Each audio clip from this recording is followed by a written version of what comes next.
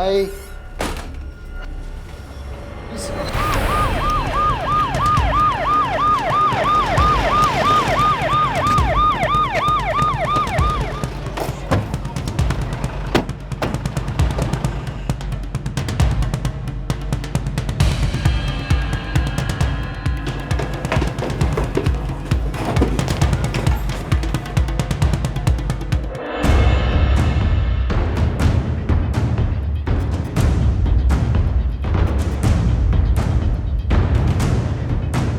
ज्ञान, दरवाजा खोलो। सर ताला है, तोड़ दो। पुलिस इन्वेस्टिगेशन की भाषा में ब्लाइंड केस उसे कहा जाता है जिस केस में तहकीकात को शुरू करने के लिए एक भी सुराग नहीं मिलता। ऐसे केसेस काफी चैलेंजिंग होते हैं और अक्सर बहुत लंबे खिंच जाते हैं। क्रिमिनल बुद्धि भी आखिरकार बुद्धि ही है और अक्सर ऐसी बारीकी से काम कर जाती है कि मानो एक परफेक्ट मर्डर को अंजाम दिया गया हो। लेकिन क्या कोई भी क्राइम परफेक्ट हो सकता है? आप लाख छुपाने की कोशिश कीजिए लेकिन जुर्म का बदसूरत चेहरा सामने आता ही है।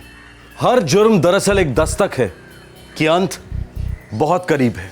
18 जून 2011 नई दिल्ली, एक पेचीदा ब्लाइंड केस दिल्ली पुलिस को ललकार रहा था। ये देखिए, ये 3 स्टैबिंग बाउंस हैं। उसके बाद इसका गला घोटा गया। टाइमिंग? लाश यहाँ लाने के तकरीबन 12 या 15 घंटे पहले। हमें लाश मिली तकरीबन 8 बजे और यहाँ लाते लाते बज गए थे 9। तो क्या हम ये मान सकते हैं कि कत्ल कल रात 8 और 8:30 के बीच हुआ होगा? पॉसिबल है। और हाँ, इसके खून में हमने अल्कोहल ट्रेस किया। इससे ये लगता है कि जब इसकी मौत हुई तो ये आदमी शराब के नशे में था। और इसके सिस्टम से हमें नींद की गोलियां भी ट्रेस की। पहले से पिलाया गया, ड्रग किया गया और फिर मारा गया। सर जिस फ्लैट में इसकी लाश मिली उस फ्लैट का ऑनर कोई नवीन गुप्ता है, आया हुआ है, थाने में बैठा है। चलो, इससे कुछ तो खबर मिलेगी। हमारी इन्वेस्टिगेशन का खाता तो खुलेगा। जी सर। Thank you doctor.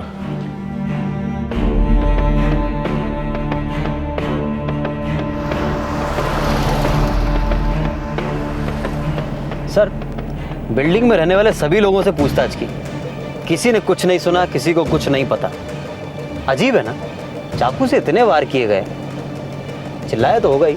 ये मर्डर बेहोशी की हालत में हुआ है। बॉडी के सिस्टम से शराब और नींद की गोलियों के ट्रेसेस मिले। मौत ने कब दस्तक दी इसे पता भी नहीं चला होगा।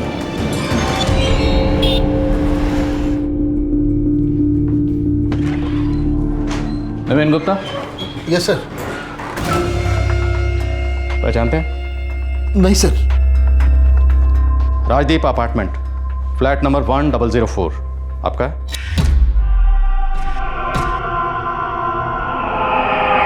जी सर, लेकिन ये लाश किसकी है मुझे नहीं मालूम, और मेरे फ्लैट में कैसे आई ये भी मेरे को नहीं मालूम सर। फ्लैट किसी को किराए पर दिया था? सर, मेरा एक स्टेट एजेंट है रावत, उसने मुझसे कहा था कि 15 जून से कोई एक पार्टी यहाँ रहने के लिए आने वाली। 1 महीने का एडवांस भी दिया था सर। बाकी सच कहता हूँ इंस्पेक्टर, इसके अलावा मुझे इसके बारे में और कुछ नहीं मालूम। अपने स्टेट एजेंट को फोन लगाइए अभी।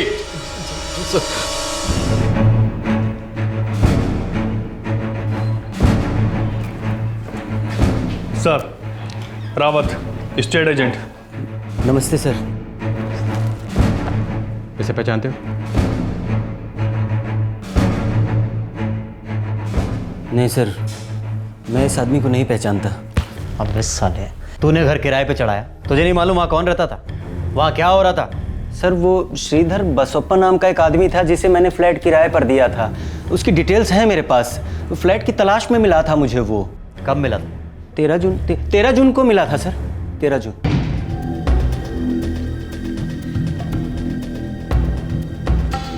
वन BHK फ्लैट तो फटाफट निकल जाते हैं श्रीधर साहब। एक बहुत बढ़िया फ्लैट आया हुआ है, यही राजदीप अपार्टमेंट में, 5 मिनट की दूरी पे है। बढ़िया है। मुझे इसी इलाके में एक फ्लैट चाहिए था। अगर आपके पास है तो मुझे अभी दिखा दीजिए। अभी दिखा देता हूँ, चलिए। आइए।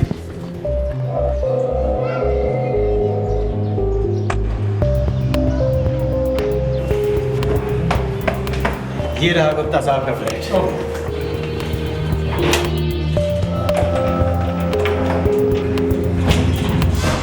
ये देखिए क्या व्यू है, 24 घंटे पानी आता है। ये फर्नीचर की भी कुछ चीजें हैं, ये देख लीजिए आप। ये सोफा रहा और ये टेबल, वो सब ठीक है। और ये मकान मालिक से कह के पेंट भी करवा दूंगा। नहीं, वैसे पेंट वेंट की कोई ज़रूरत नहीं है, जैसा भी है फर्स्ट क्लास है। परसों शिफ्ट करना चाहता हूँ मैं, 15 जून को। श्रीधर साहब, अरे किराए पर मकान ले रहे हैं या आलू प्याज खरीदने निकले हैं? अरे पेपर वर्क में टाइम लगता है, फिर आपको एडवांस भी देना है, 1000 चीजें हैं। किराया कितना होगा? मकान मालिक 15,000 रुपए चाहता है, बाकी मेरे। बढ़िया है, मुझे मंजूर है। मैं शाम को आकर सारे कागजात साइन कर देता हूँ। मेरी तरफ से आपको क्या क्या चाहिए अभी बता दो। वो शाम को पेपर्स लेकर आया था साहब, बिल्कुल अप टू डेट। हाँ, ये आपका 1 महीने का एडवांस रेंट और आपका ब्रोकरेज पूरे हैं ना? अरे गिन लीजिए भैया, लक्ष्मी चंचल होती है। नहीं, विश्वास भी कोई चीज होती है श्रीधर साहब। आपके सारे पेपर्स हम कल तक रेडी कर देंगे। तो फिर मैं लंच के पहले आकर सारे कागजात साइन कर दूंगा और साथ ही साथ फ्लैट की चाबी ले जाऊंगा। फिर निकलते हैं। हाँ, चलिए। नमस्कार। श्रीधर बसवप्पा सर, वो मुझे अच्छा और डिसेंट आदमी लगा। सब कुछ फटाफट टाइम पर किया, शक करने का कोई कारण ही नहीं था। खिलाड़ी आदमी है, ऐसा खेल खेला है कि शक की कोई गुंजाइश ही नहीं है। रावत सर, मुझे उस आदमी के डॉक्यूमेंट्स चाहिए, ठीक है। सारे के सारे। मिल जाएंगे सर।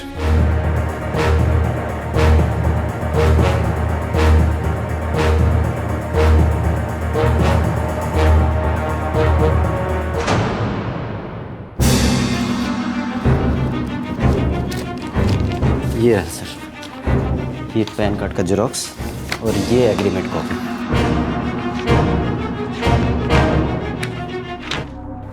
ये क्या, सिर्फ पैन कार्ड की कॉपी? बाकी कागजात तुमने मांगे नहीं, उसने दिए नहीं? सर, पैन कार्ड तो आइडेंटिफिकेशन के लिए काफ़ी है। हमें सिखा रहे हो? इस पैन कार्ड का नंबर वेरीफाई करवाओ और एड्रेस निकालो। जी सर। श्रीधर ने कांटेक्ट कब किया था? सर, दिल्ली पत्रिका में इश्तिहार देता हूँ, वहाँ से उसने मेरा नंबर लिया और यही कोई 12 जून को उसने मुझे कॉल किया। Hello, Rawat state agency? मैं श्रीधर बोल रहा हूँ। मुझे 1 BHK फ्लैट किराए पर चाहिए, बिंदापुर इलाके में। अरे दिखा दूंगा, कब आना चाहते हैं आप? कल सुबह 9 बजे। 9 बजे नहीं, आप 10 बजे आइए, तब तक मैं फ्लैट की चाबी वगैरह का बंदोबस्त कर लूँगा। ठीक है, मैं सुबह वहाँ पर 10 बजे पहुँच जाऊँगा। सेल फोन देना जरा अपना। जी, क्यों सर? जब कहा देना तो देना। जी। इसमें से उस नंबर की डिटेल निकालो जहाँ से श्रीधर ने फ़ोन किया था। जी सर। ज़रूरत पड़ी तो पुलिस स्टेशन फिर बुलाएंगे। Sir,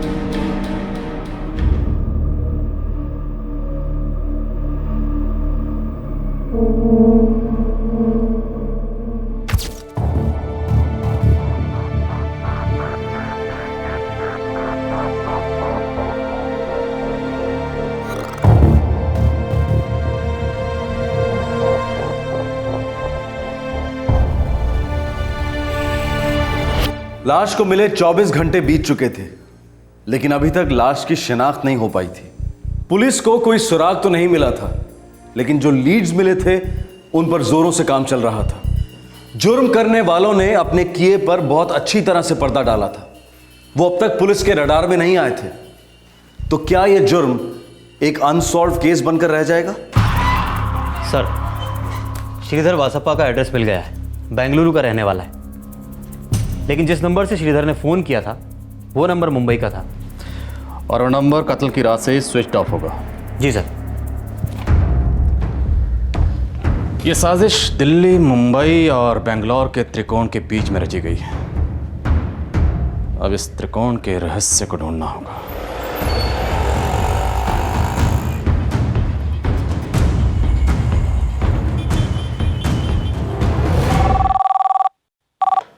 hello, inspector Hasan Khan. Jayant Hasan साहब, कुलदीप गहरा बोल रहा हूँ, बिंदापुर दिल्ली से। मिस्टर कुलदीप, जय हिंद। टेल मी, क्या कर सकता है मैं आपके लिए? हसन साहब, दरअसल एक मर्डर के सिलसिले में हमें एक आदमी की तलाश है। श्रीधर बसवप्पा नाम है, बेंगलुरु का एड्रेस है। ओके, एड्रेस बताएंगे थोड़ा? A304 और अकल पार्क, मेन स्ट्रीट, बेंगलुरु। उठवा लेता हूँ। अगर जल्दी करेंगे तो अच्छा होगा। एस्कॉर्ट के साथ भेजेंगे तो दिल्ली स्टेशन से ही ले जाऊंगा। वो क्या है कि ये एक ब्लाइंड मर्डर केस है। आई अंडरस्टैंड मिस्टर कुलदीप, अभी निकलता हूँ मैं। ठीक है, मैं आपको अभी फ़ोटो फैक्स करता हूँ।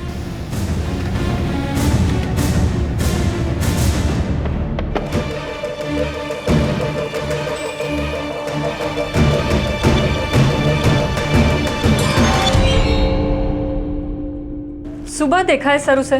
क्या करता है, कहाँ मिलेगा? बीपीओ में सर्विस करता है सर। 2 दिन से मॉर्निंग की शिफ्ट में जा रहा है। बीपीओ का नाम जानती है? हाँ सर, पता है मुझे बीपीओ का नाम।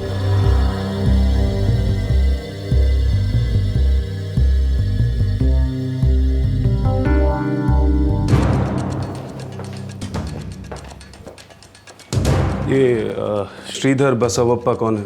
श्रीधर साहब हमारे टीम के लीडर है सर। किधर मिलेगा? मिस्टर श्रीधर बसवप्पा। यस, बोलिए।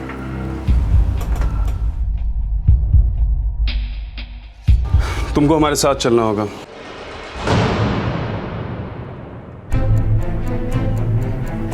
मिस्टर कुलदीप, श्रीधर बसप्पा ट्रेस हो चुका है। पैन कार्ड उसी का है, पर जो फोटो आप हमको भेजा वो इस आदमी का नहीं है। ऐसा कैसे हो सकता है हसन साहब? हुआ तो है मिस्टर कुलदीप। श्रीधर बसप्पा इस समय हमारे पुलिस स्टेशन में है। किसी भी एंगल से ये वो तस्वीर वाला आदमी नहीं है। कोई गहरी साजिश लगती है। मुझे इस आदमी से बात करनी है इंस्पेक्टर। ठीक है, दिल्ली भेज देता है। जय हिंद।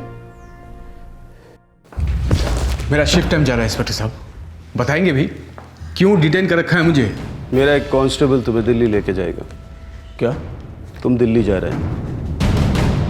किस खुशी में? दिल्ली पुलिस तुमसे पूछताछ करेगा। पूछताछ करेगी? किस लिए? नहीं, मेरी कुछ समझ में नहीं आ रही सर। दिल्ली जाएगा तो खुद ब खुद समझ में आ जाएगा मिस्टर श्रीधर बसवप्पा।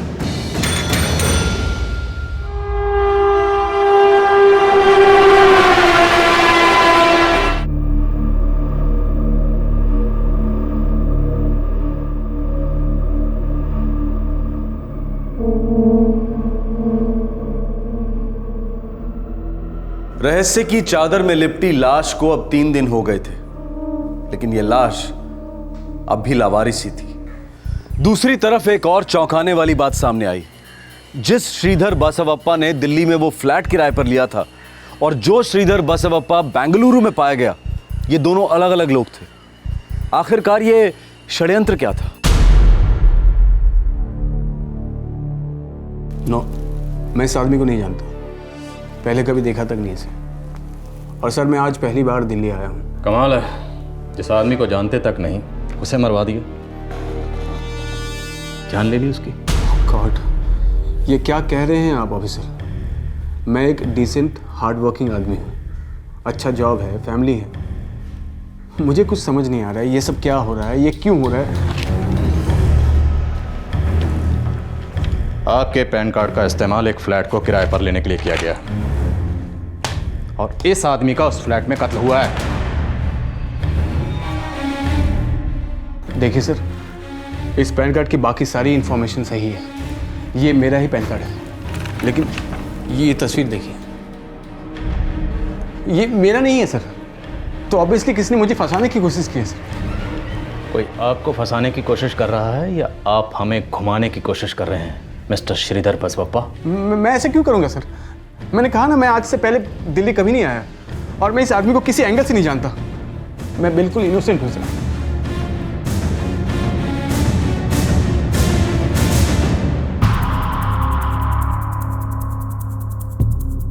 सर, ये श्रीधर बसवप्पा जो बेंगलुरु से आया है, इसका सेल नंबर बेंगलुरु में रजिस्टर्ड है, मुंबई में नहीं।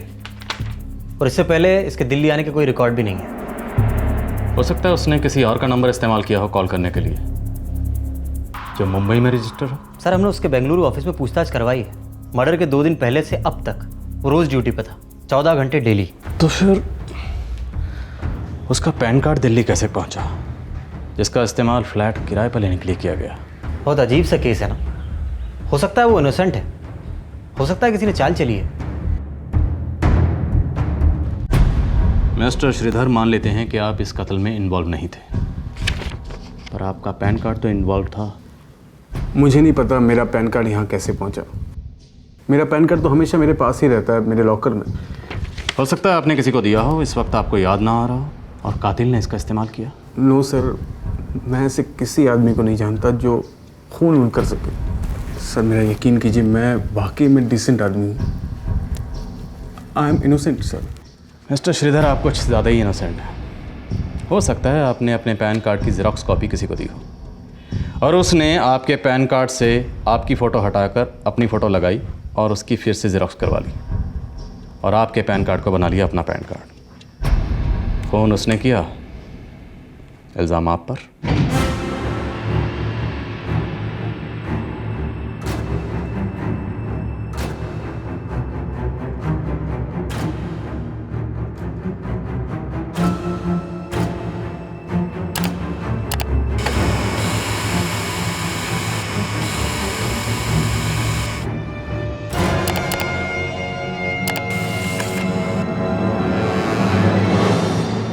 एक जुर्म हुआ है, कत्ल हुआ है। इस जुर्म में आपके पैन कार्ड की ज़ेरॉक्स कॉपी का इस्तेमाल हुआ है। आपके पैन कार्ड को धोखे से बदला गया है, उसके साथ छेड़खानी की गई है। ये तभी मुमकिन है अगर आपने अपना पैन कार्ड या उसकी ज़ेरॉक्स कॉपी कभी किसी क्रिमिनल को दी हो या उसके हाथ लगी हो। इसलिए मिस्टर श्रीधर बसवप्पा, अपने दिमाग पर जोर डालिए और याद कीजिए कि क्या आपने अपना पैन कार्ड या उसकी ज़ेरॉक्स कॉपी कभी किसी को दी थी।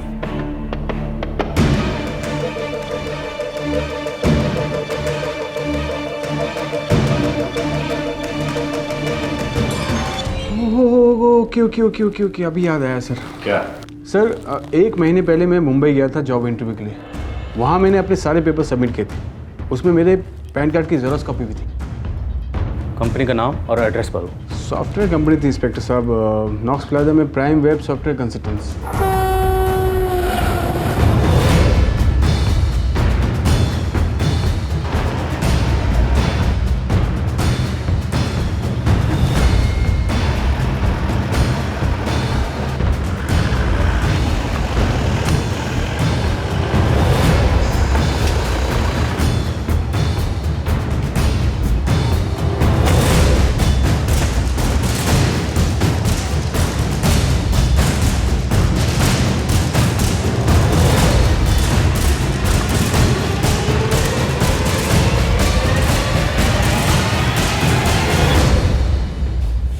श्रीधर बसवप्पा, बेंगलोर से। That's right.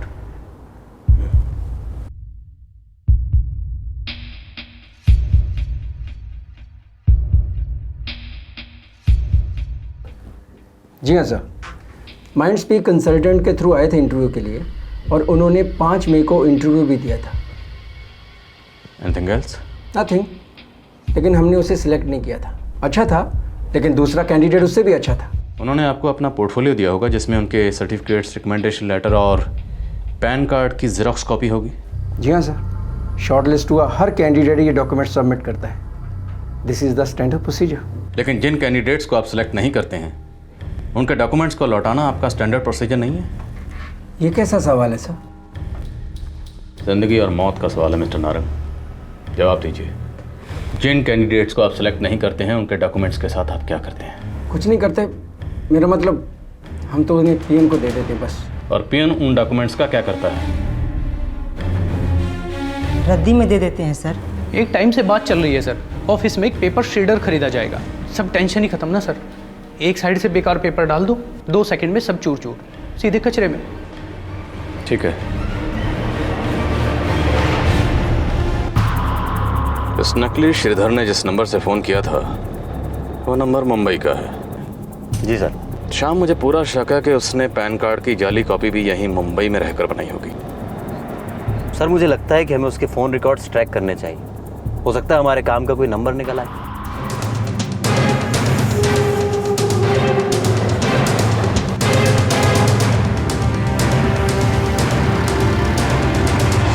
सर, मुंबई के जिस नंबर से एजेंट रावत को कॉल किए गए वो सिम कार्ड सिर्फ 6 दिन के लिए एक्टिवेट था, 11 जून से 17 जून तक। एड्रेस और नाम दोनों फेक हैं। ये कत्ल हुआ 17 जून की रात को। इसका मतलब ये है कि ये सिम कार्ड सिर्फ कत्ल करने के इरादे से खरीदा गया था। जी सर, गिने चुने नंबर हैं जिन्हें इस नंबर से कॉल गए हैं या जहां से इस नंबर पे कॉल आए। एक नंबर है सर, 2834525431। 15 जून और 16 जून को कॉल हुए। ये नंबर मैंने ट्रेस किया। गुड। कहाँ का है? सर ये लगातार मूवमेंट में था। मुंबई, रतलाम, मथुरा, दिल्ली। मुंबई, रतलाम, मथुरा, दिल्ली। मुंबई, रतलाम, मथुरा, दिल्ली। मुंबई, रतलाम, मथुरा, दिल्ली।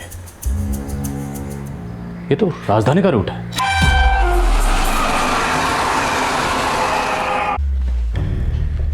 मुंबई टू दिल्ली। नकली श्रीधर का फ़ोन भी सेम मूवमेंट दिखा रहा है। कमाल है, दो लोग एक साथ एक ही ट्रेन में सफ़र कर रहे थे, फिर भी दोनों एक दूसरे के साथ फ़ोन पे बातें क्यों कर रहे थे? स्ट्रेंज। सर वो नकली श्रीधर का नंबर तो मुंबई का था, ये दूसरा नंबर भी मुंबई का है जो कि 18 जून से बंद है। शाम, हमारा हथौड़ा बिल्कुल सही दिशा में जा रहा है, बस सिर्फ कील ठोकनी बाकी है। एक काम करो, ये जिस दूसरे नंबर पर लगातार बातें हो रही थी उसकी डिटेल निकालो। मुझे पूरा यकीन है कि उससे हमें ज़रूर कुछ ना कुछ मिलेगा। जी सर।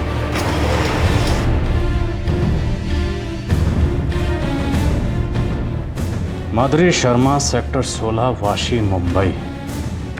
चलो उठाते हैं। जी सर।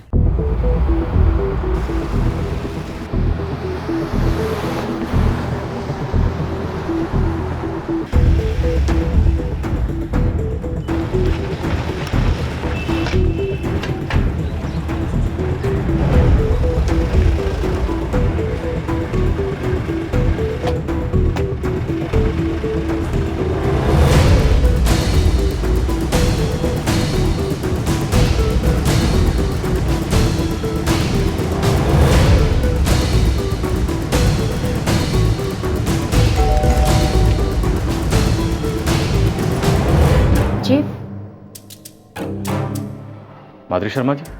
जी मैं ही हूँ माधुरी शर्मा। आप?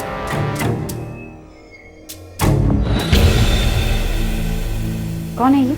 आप बताइए। मैं कैसे बता सकती हूँ, मैं तो इससे नहीं जानती। और आप लोग?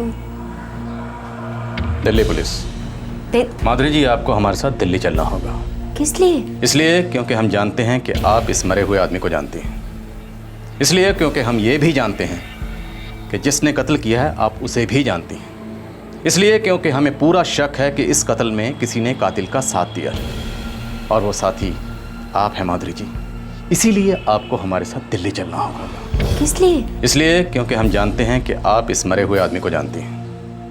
इसलिए क्योंकि हम ये भी जानते हैं कि जिसने कत्ल किया है आप उसे भी जानती हैं। इसलिए क्योंकि हमें पूरा शक है कि इस कत्ल में किसी ने कातिल का साथ दिया है, और वो साथी आप हैं माधुरी जी। देखिए इंस्पेक्टर साहब, आपको ज़रूर कोई बहुत बड़ी गलतफहमी हुई। मैं इस आदमी को नहीं जानती और इस मर्डर के बारे में मुझे कुछ नहीं पता। 525431 आपका नंबर है? हाँ मेरा ही नंबर है। तो स्विच ऑफ क्यों है? वो फ़ोन में बहुत सारी प्रॉब्लम्स थी, घर में नेटवर्क नहीं आ रहा था, इसलिए बंद करवा दिया। 16 जून को मुंबई से दिल्ली गई थी? जी गई थी, मतलब मैं वहीं की रहने वाली इंस्पेक्टर साहब, तो दिल्ली आना जाना तो लगा ही रहता है। अभी 4 साल पहले ही हम मुंबई शिफ्ट हुए हैं, या ऐसे कह सकते हैं कि यहाँ सेटल हो गए। श्रीधर बसवप्पा नाम सुना? कभी नहीं। उसके मुंह से भी नहीं, जिसके साथ आप मुंबई से दिल्ली तक के सफ़र के दौरान लगातार फ़ोन पे बातें कर रही थी। फ़ोन रिकॉर्ड्स हैं हमारे पास। देखिए इंस्पेक्टर साहब, मुझे नहीं पता कि आप लोग किसकी बात कर रहे हैं। रही बात फ़ोन रिकॉर्ड की, तो ऐसे बहुत सारे कॉल आते हैं, कितने सारे सेल्समैन फ़ोन करते रहते हैं, बहुत परेशान करते हैं लोग, 1000 बार फ़ोन करते हैं। देखिए ज़रूर आपको कोई बहुत बड़ी मिसअंडरस्टैंडिंग हुई, मुझे बहुत सारे काम है। लेकिन हमारा सिर्फ एक ही काम है, इसके कातिल को ढूंढना। ज़रूर ढूंढिए, पर मुझे छोड़ दीजिए। जब तक हमारी इन्वेस्टिगेशन पूरी नहीं हो जाती आप मुंबई से बाहर नहीं जाएंगे। ये क्या ज़बरदस्ती है? मैं आधे घंटे के अंदर पुलिस ऑर्डर आपके हाथ पहुंच जाएंगे, ध्यान से पढ़िएगा।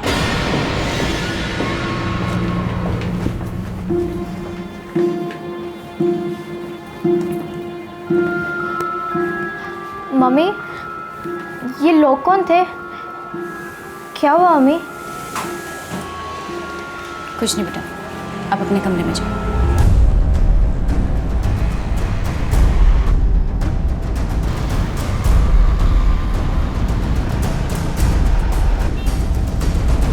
ये औरत कुछ छुपा रही है शाम।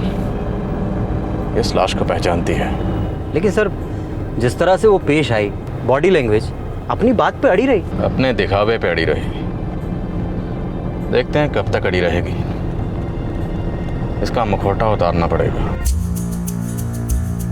माधुरी शर्मा जी, सेक्टर 16 वाशी का एड्रेस है। जल्द से जल्द इसकी सारी डिटेल्स आप तक पहुंच जाएगी इंस्पेक्टर कुलदीप। सर, मैंने माधुरी शर्मा के कॉल लिस्ट के नंबर चेक किए हैं। कुछ नंबर हैं जिनसे लगातार बात हुई है, वो नंबर दिल्ली के हैं। और क्या खबर? सर, ये माधुरी शर्मा तलाकशुदा है। इसकी 13 साल की एक बेटी है, रीमा। कौन था इसका पति? सर, सरकारी दफ्तर में पियून था, हरिराम नाम है उसका। तलाक की वजह? तो वो तो नहीं मालूम, पर 2005 में ये लोग चांदनी चौक में रहते थे, सरकारी दफ्तर के पास। और सर, ये माधुरी शर्मा के नाम पे एक प्लॉट भी है शालीमार गार्डन में। शालीमार गार्डन तो वहीं है ना, बिंदापुर के पास, जहाँ से हमें ये लाश मिली थी। जी सर, मैंने कांस्टेबल ज्ञान को भेजा था पूछताछ के लिए माधुरी शर्मा के घर। 17 जून को वो वहीं थी, शालीमार गार्डन में। हर इंफॉर्मेशन यही दस्तक दे रही है कि माधुरी शर्मा इस कत्ल में इन्वॉल्व थी। बस एक बार सुराग सबूत बन जाए और ये साबित हो जाए कि माधुरी शर्मा इस विक्टिम को जानती थी। एक काम करो, कांस्टेबल ज्ञान को भेजो माधुरी शर्मा के पहले पति को ढूंढने के लिए। जी, उससे पूछताछ करो। ठीक है सर। कत्ल हुए 5 दिन बीत चुके थे, लेकिन मारे जाने वाले व्यक्ति की पहचान अब तक गुप्त थी। पुलिस को गहरा शक था कि माधुरी शर्मा नाम की एक महिला इस आदमी की हत्या में शामिल है, लेकिन इस बात को साबित करना अभी बाकी था। अब सवाल यह था कि क्या दिल्ली पुलिस की इन्वेस्टिगेशन बिल्कुल सही दिशा में जा रही थी, या फिर यह एक ब्लाइंड केस ही बनता जा रहा था। पूरा खत्म कर लेना, वापस आना नहीं चाहिए।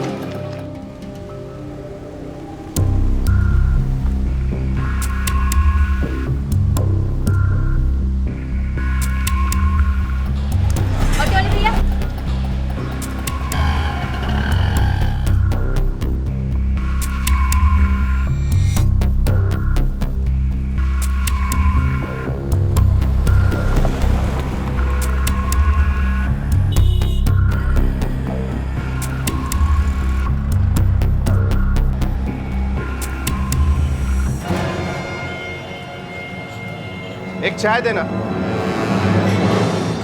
रजिस्टर। जी, ये कल का है। सच चाहिए।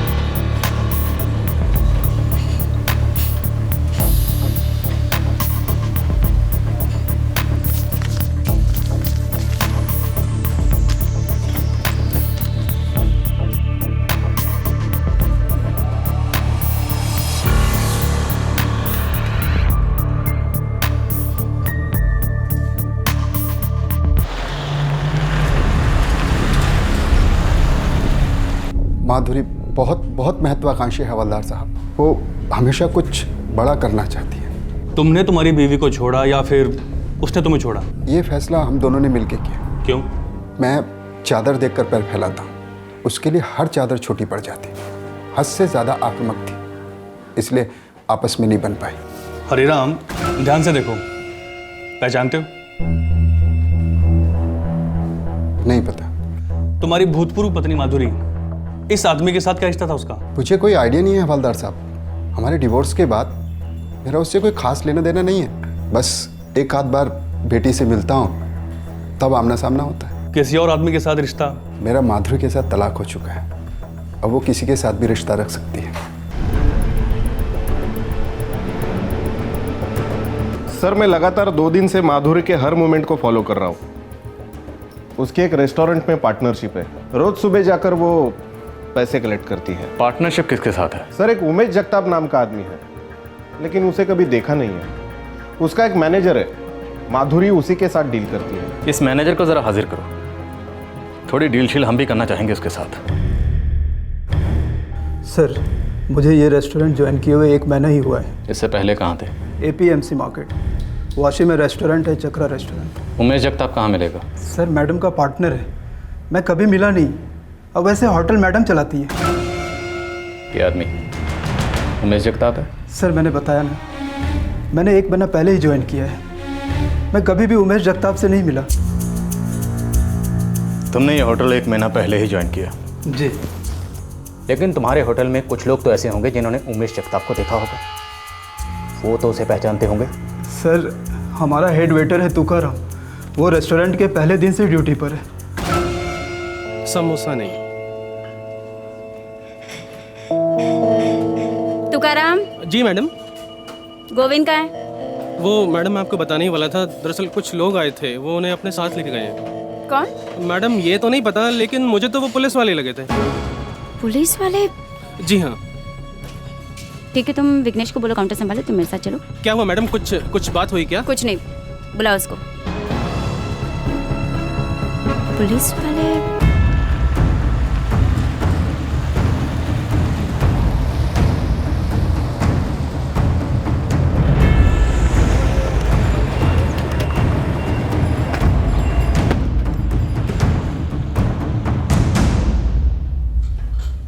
तू गल्ले पे बैठा है, तुकाराम किधर है? तुकाराम तो मैडम के साथ गया है। कब?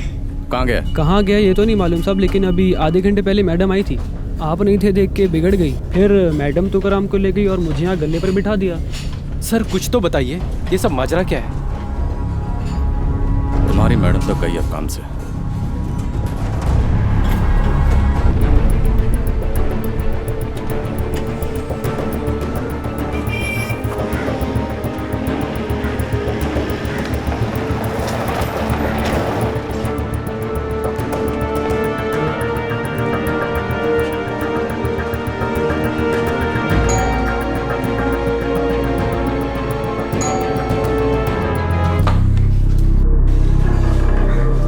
जी? उमेश जगताप का बंगला है?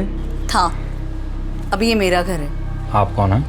किसी ज़माने में मैं मिसेस उमेश जगताप हुआ करती थी, अब मालती हूँ, मालती शेट्टी। हमारा डिवोर्स हो चुका है। उमेश जगताप कहाँ मिलेंगे? पिछले 4 साल से मैंने उन्हें सपने में भी नहीं देखा। क्या ये आदमी उमेश जगताप है?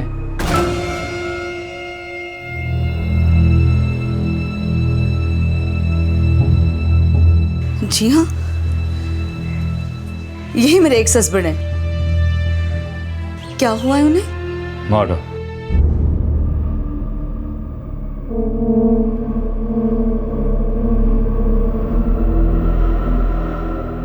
आखिरकार इस बेनाम लाश को एक नाम मिला, एक पहचान मिली।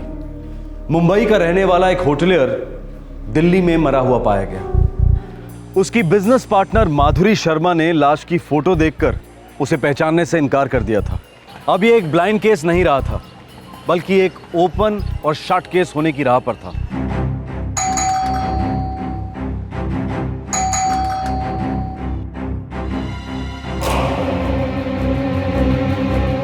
माधुरी जी, मैं आपको एक बार फिर से ये तस्वीर दिखा रहा हूँ और एक बार फिर से आप वही कहानी दोहराएंगी कि आप इसे नहीं जानती हैं, लेकिन इस बार हम जानते हैं कि आप इसे बहुत अच्छी तरह से जानती हैं। बस ये जानना बाकी है कि आप इसे कितने करीब से जानती हैं, और ये भी कि आपके और आपके restaurant business partner Umesh Jagtap के बीच ऐसा क्या हुआ था जिसकी वजह से आपने उसकी हत्या कर दी और लोमड़ी की तरह चालाकी का इस्तेमाल करते हुए अपने पीछे सारे सुराग मिटाती चली गई।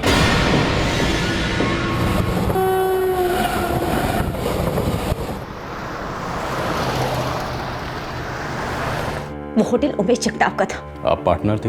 नाम के लिए मेरी ऐसी कोई हैसियत नहीं थी, कोई डॉक्यूमेंट्स नहीं, कुछ नहीं, कोई लीगल स्टेटस नहीं। तो बिजनेस में लीगल स्टेटस हासिल करने के लिए आपने उमेश का कत्ल करवा दिया। उसकी जिंदगी में भी मेरा कोई लीगल स्टेटस नहीं था, मेरा लीगल स्टेटस।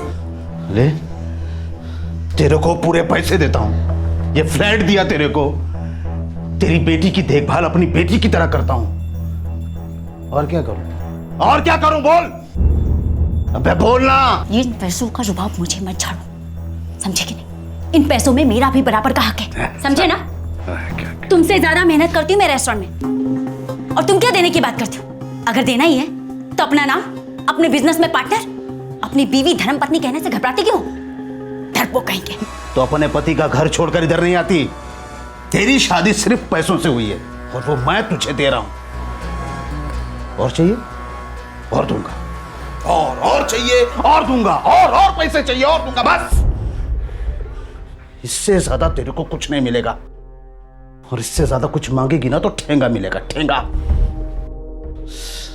साली थका डालती है, पूरे नशे की मां बहन कर देती है। तेरे जैसी औरत से मर्दों को सबक लेना चाहिए कि औरत नाम का बोझ अपने गले में मत बांटो। गला फाड़ कर खून चूस लेती है डायन। अच्छा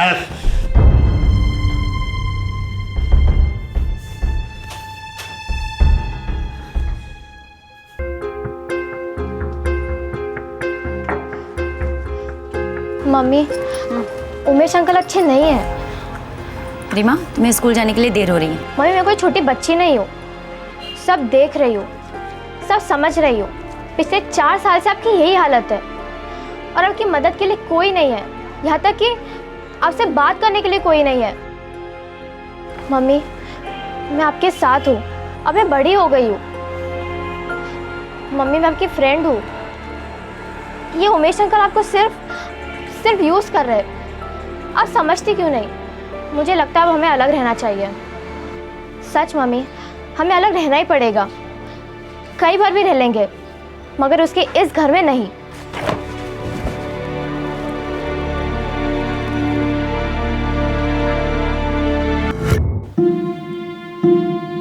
मेरी बच्ची ने सही कहा था, मुझे उमेश के साथ रिश्ता तोड़ देना चाहिए था, लेकिन कभी कभी देर हो जाती।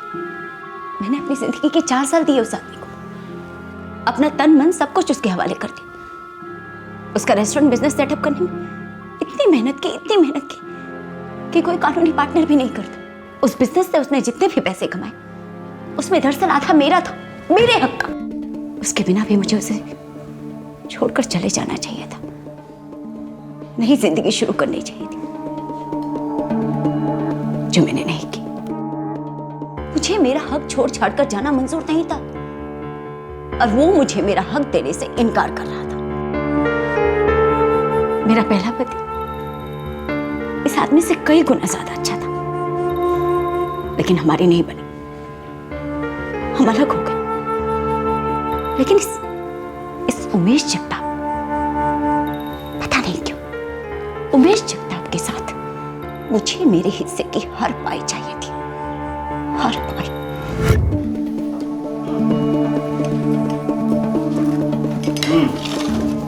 दिल्ली जाके होटल खोलने का हलवापुरी समझा है? और दिल्ली में होटल संभालेगा कौन? मैं संभालूंगी। यहाँ मुंबई में बैठकर रिमोट कंट्रोल से। ऐसे क्यों बोल रहे हो?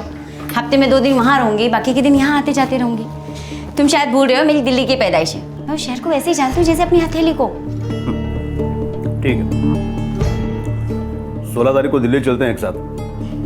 मैं भी तो देखूं दिल्ली में रहकर तुम क्या कर सकती हो और क्या नहीं। थैंक्स, मैं तुम्हें निराश नहीं करूंगी।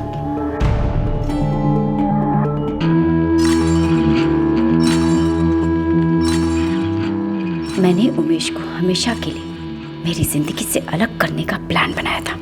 अब धीरे धीरे मैं उस प्लान को अंजाम देने पर उतर आई थी।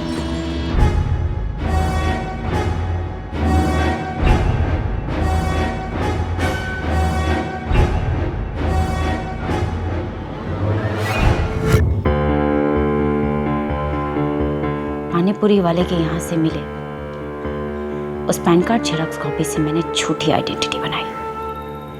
मेरा प्लान फुल प्रूफ था। वो पैन कार्ड तो असली श्रीधर बसोप्पा का था, नकली वाला कौन था? तुम्हारा साथी। संभाल के लेके जा। हाँ अंदर रख दे। हाँ अंदर। हाँ मैडम, 1 गोनी आलू की और 1 गोनी गोभी के अंदर रखवा दी है। और माधुरी मैडम, आप कैसी हैं? सब ठीक ठाक है ना? मैं ठीक हूँ विक्रम, और भी बहुत कुछ ठीक हो सकता है। उसका असली नाम विक्रम है, एपीएमसी मार्केट में सब्जियां सप्लाई करता है। गुलाम हो गया हूं तुम्हारा माधुरी, जो तुम बोलो वो मैं कर सकता हूं तुम्हारे लिए। मर्डर करना है किसी का,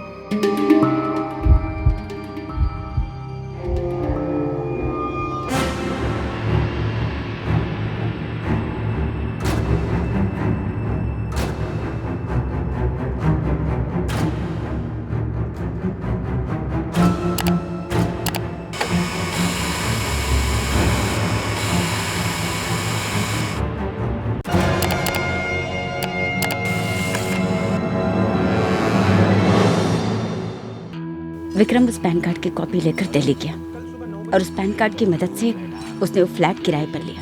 उसके बाद वो मुंबई वापस आ गया। हमने 16 जून की राजधानी ली, दिल्ली के लिए। मैंने विक्रम का टिकट भी अपने डब्बे में ही बुक करवाया था। हम लगातार एक दूसरे के टच में थे फोन पर। हमने अपनी हर चाल प्लान कर ली थी, एकदम बारीकी से। 17 जून को दिल्ली पहुंचकर मैं और उमेश पहले एक होटल में रुके। फिर शाम को मैं उमेश को उस फ्लैट पर ले गई। उसे कहा कि मैं उसे नए रेस्टोरेंट के पार्टनर से मिलवाऊंगी। यहाँ लेफ्ट में। तुम इस पार्टनर को अच्छी तरह से जानती हो ना? जानती नहीं तो घर की चाबी थोड़ी ना देता। नाम क्या पता है इसका? श्रीधर, श्रीधर बसवप्पा।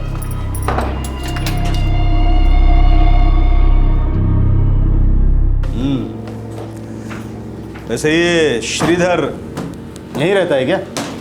नहीं, ये फ्लैट तो इन्वेस्टमेंट के हिसाब से लिया है। उसका असली घर तो गुड़गांव में। काफ़ी शानदार बंगला है। अब बैठिए, मैं पानी वानी कुछ लेकर आती हूँ।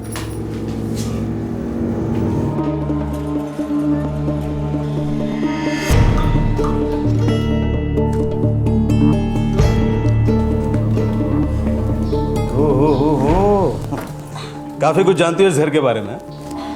काफी बार आ चुकी हो लगता है। काफी इंतजाम कर रखा है भाई घर में। हा? तुम्हारा इशारा अगर अफेयर की तरफ है ना, तो ये बात अपने दिल से निकाल दो। मेरा श्रीधर बसवप्पा के साथ सिर्फ एक रिलेशन है, बिजनेस पार्टनरशिप का। मेरे दिल पे, शरीर पे सिर्फ तुम्हारी मोहर है। Cheers.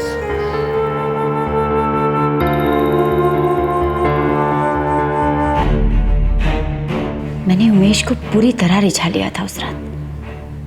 उसे शक होने का चांस ही नहीं था।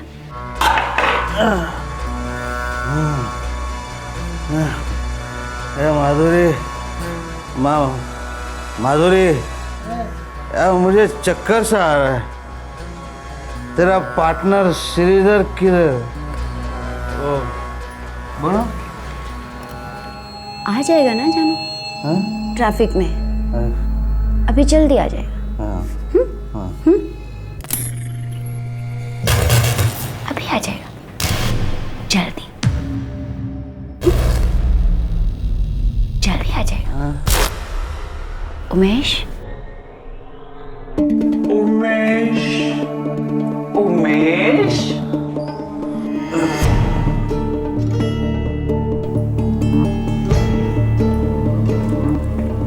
उमेश, उमेश, पैसे देता है मुझे। मैंने उमेश की शराब में नींद की गोलियां मिला दी थी।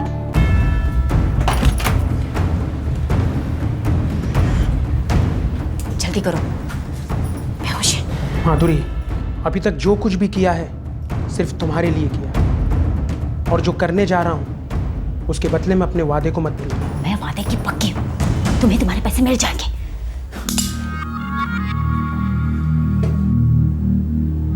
और क्या मिलेगा?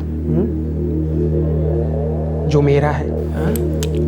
पहले अपना काम खत्म करो।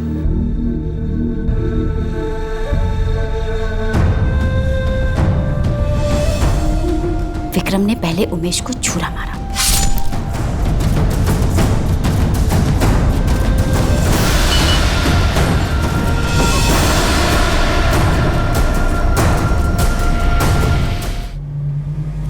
तुमने अपनी ओर से फुल प्रूफ प्लान बनाया था और तुम्हें लगा था कि हम तुम तक कभी पहुंच ही नहीं पाएंगे। किसी को अपनी जिंदगी से निकालने के लिए तुमने उसे दुनिया से निकलवा दिया। माधुरी शर्मा, जुर्म का प्रेत एक साए की तरह तुम्हारा पीछा करता है और फिर तुम्हारे आगे आता है और फिर तुम्हें घसीटता हुआ पटकता है हमारी चौखट पर। एक जाओ से।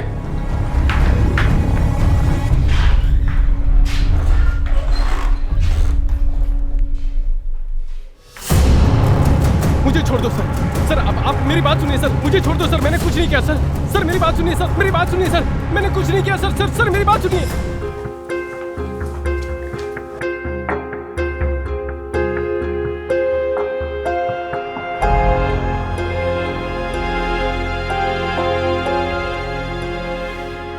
रीमा, रीमा, कैसा है बच्चा? कैसी बेटा तू? रीमा, जब तक इस केस की सुनवाई नहीं हो जाती और मुझे बेल नहीं मिल जाती, तू अपने पापा के साथ रहना। ये सब करने की क्या जरूरत थी मम्मी? मैंने आपसे कहा था ना कि अलग रहते हैं।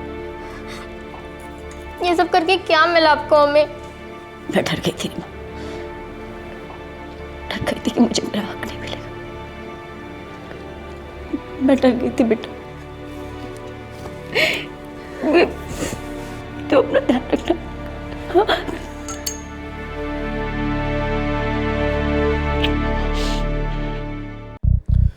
एक बहुत ही बारीकी से प्लान किया गया मर्डर, लेकिन कानून की पेचीदा नजर ने खोट निकाल ही ली।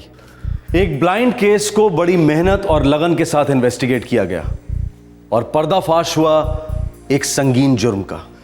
माधुरी ने अपने कन्फेशन में पुलिस को बताया कि उसे इस कत्ल को इस तरह से अंजाम देने का आइडिया टीवी पर एक क्राइम शो देखकर मिला। यह एक विवाद का विषय है। आर्ग्यूमेंट का सब्जेक्ट है कि जिंदगी कला की नकल करती है या फिर कला जिंदगी की। लेकिन हमारे इस क्राइम शो का मकसद है जुर्म की सच्चाइयों को दिखाना, उसकी सनसनी को नहीं। हम जुर्म की तहकीकात पर इस कदर फोकस करते हैं ताकि हम वो सारे पड़ाव देख सकें जहां जुर्म को रोका जा सकता था, दस्तक को सुना जा सकता था। हर हालत और हर हालात से कुछ नया सीखने को मिलता है। क्राइम पेट्रोल दस्तक एक आईना है, समाज का, सिचुएशन का, मजबूरियों का, उस समय का जिसमें हम जी रहे हैं। ये एक आईना है उस सच का जो हम जीते जीते बनाते हैं और बदलते हैं। आज के इस केस में एक फेंके गए पैन कार्ड की फोटोकॉपी का जुर्म करने में दुरुपयोग किया गया। इसमें हम सब के लिए एक सीख है कि जब भी हम किसी को अपने पर्सनल कागजात की फोटोकॉपीज देते हैं या कागजात की कॉपीज लेते हैं तो काम हो जाने के बाद उसे रद्दी में ना फेंक दें। या तो उन्हें सही सलामत लौटाया जाए या फिर फाड़ कर मिटा दिया जाए। आखिरकार पर्सनल डॉक्यूमेंट्स किसी भी इंसान की पहचान की नींव होते हैं। अगले हफ्ते क्राइम पेट्रोल दस्तक में आपसे फिर मुलाकात होगी। तब तक अपना ख्याल रखें, सुरक्षित रहें। जय हिंद। इस तरह के और भी एपिसोड देखने के लिए हमारे चैनल को सब्सक्राइब करें और बेल आइकन दबाना ना भूलें।